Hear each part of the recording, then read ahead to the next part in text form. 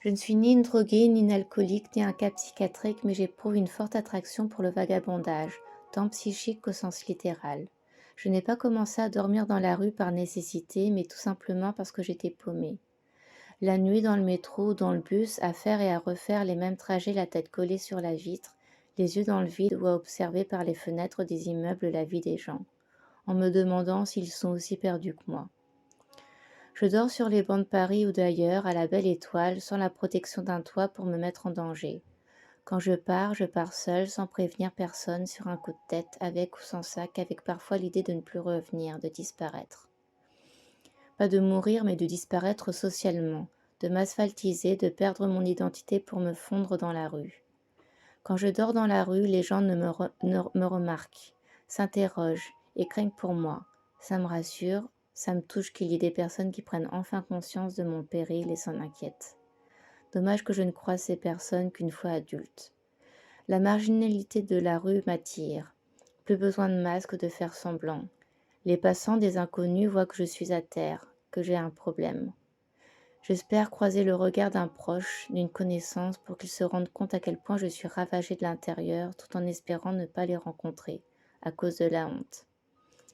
La honte de mon présent, avec cet impérieux besoin de dormir parfois dans la rue, alors que j'ai un logement, ou de mes autres besoins huluberluesques.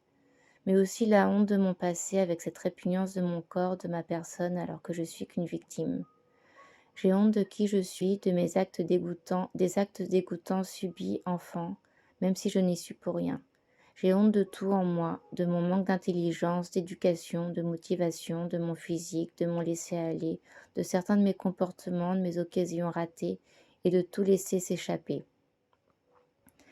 J'ai des diplômes, j'ai des idées, je suis bûcheuse, puis à un moment donné, je lâche tout.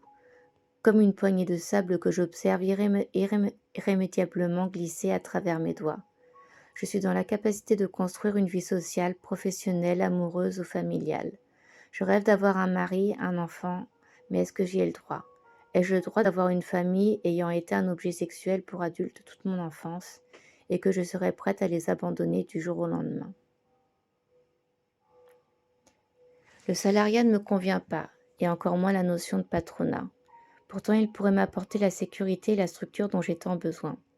À la place, j'oscille avec de longues périodes de chômage et un fort investissement associatif, bénévole, non rémunéré. On me félicite pour mon travail, mon investissement et mes idées, mais je travaille gratuitement. Je n'arrive pas à me faire payer pour mon travail. Quand on me donne 10-20 € de plus que la paye initiale, cela suscite en moi une vive émotion, voire de la gêne. C'est de trop, alors que j'ai bien conscience que je me brade.